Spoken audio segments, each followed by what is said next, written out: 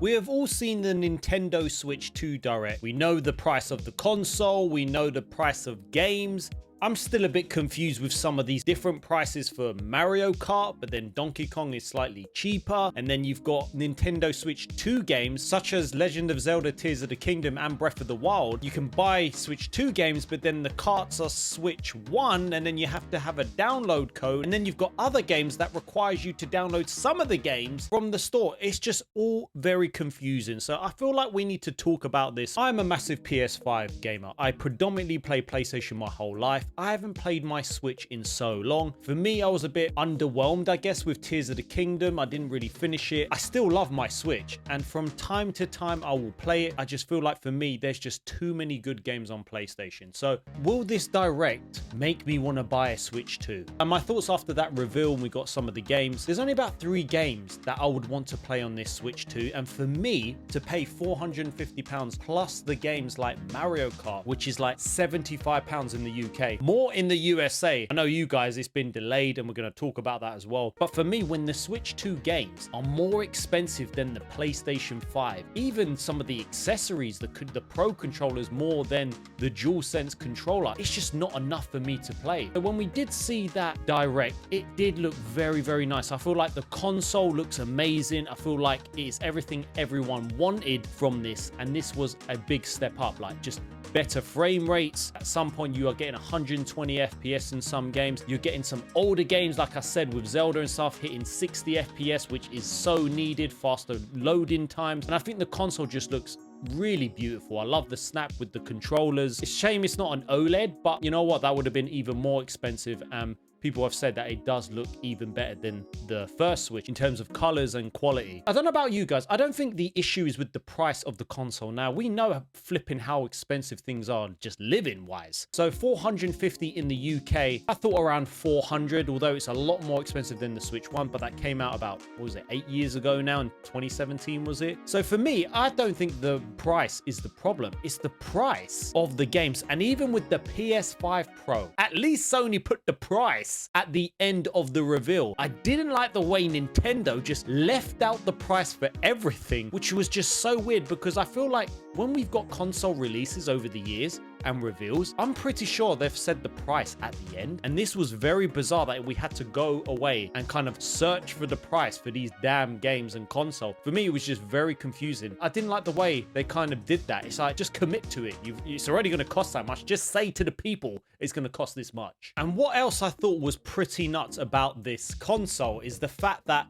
you obviously now can have voice chat and communication with your friends. And the funny thing about this, I don't think we've ever had this, is that the button, that C button, is locked behind a paywall. Yes, it's going to be free for a year, but it's crazy that a physical button on the console is locked behind a paywall. At least with PS Plus, you can speak to your friends for free, and it's a very cool feature. Everything they've done with this console, even if it's 10 FPS, as you can see here, it's just very weird that that is also locked behind a paywall. And not to mention the tutorial game, the Switch 2 Welcome Tour. This is a demo essentially of the console. Is to show you around the console, show you some of the features. There's some mini games. Listen, it could cost £5. I believe it could cost $10, £5. I don't know how much it is yet, but the fact that this is locked behind a paywall as well, it's just very bizarre. The Nintendo Wii, they had Wii Sports, which was an amazing game, and it was free, and it basically was probably one of the best games ever, to be honest. I want to play because it's like a tutorial and I want to know the features, but again, you have to pay for it, and they didn't state how much it's going to be. I don't understand how this is locked behind a paywall. It is nuts. And like something like Astro's Playroom, which was on the console, and that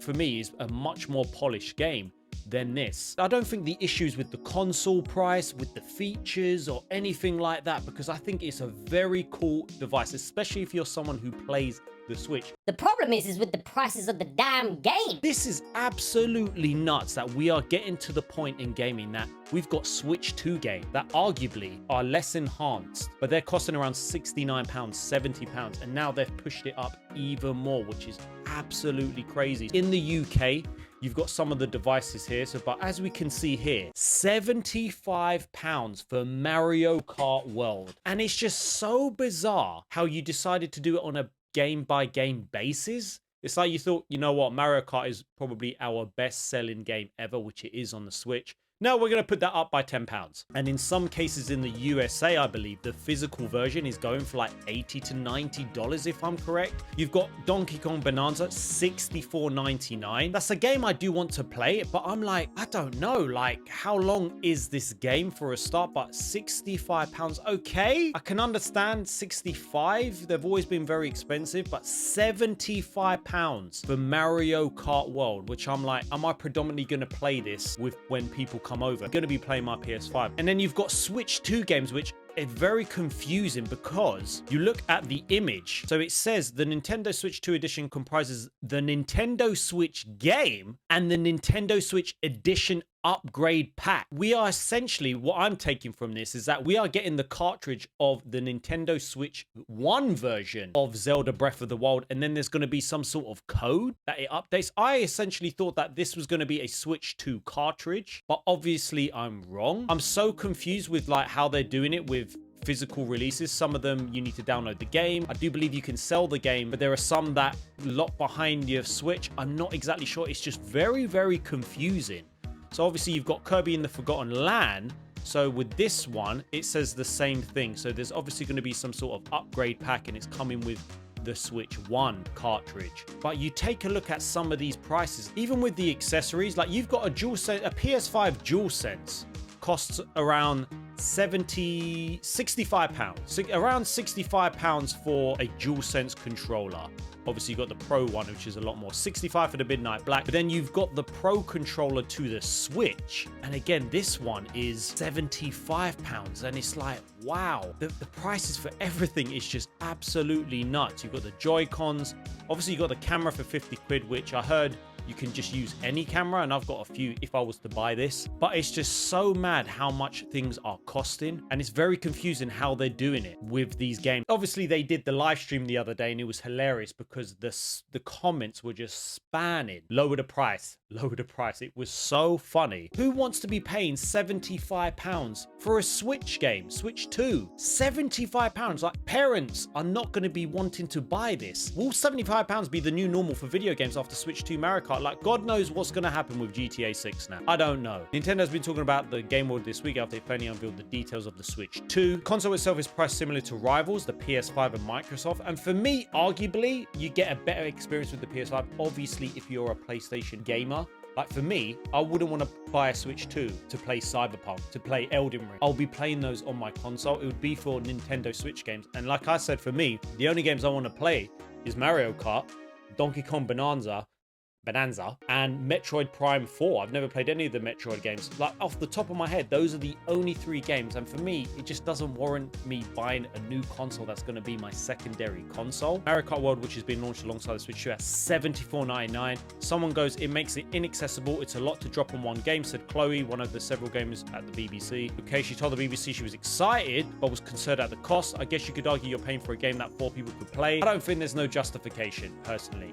This is a game. This is entertainment. It's not expected that all of the Switch 2 titles will be so expensive. You can get the console for £395. And I just, again, maybe because I'm old, I hate the way the physical costs more than the digital. I don't like it. We are going to have access to nothing soon. We're not going to own anything, and it's only getting worse. And I guess younger people are different. I have a client who I train her son who's 16. He just downloads games. He's been brought up in that generation, so I can understand younger generation will probably not care. But for me, look, £66.99 for the physical Donkey Kong, $58.99 for the digital. It's just mental.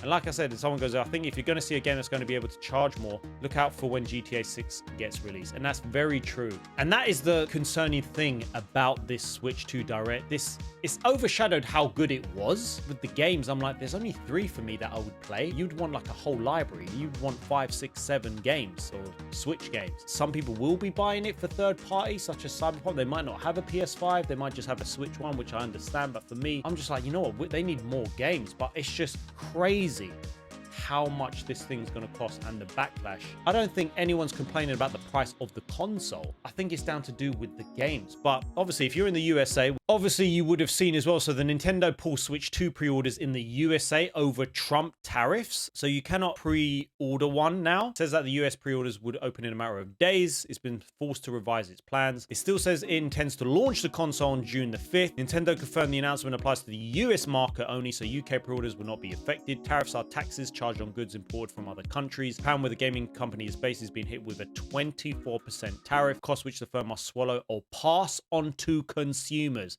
Damn. And this is where we're going to get to with you guys in the USA. How much is this console going to cost now in the USA? Is Nintendo going to be like, you know what? We're not going to pay for that.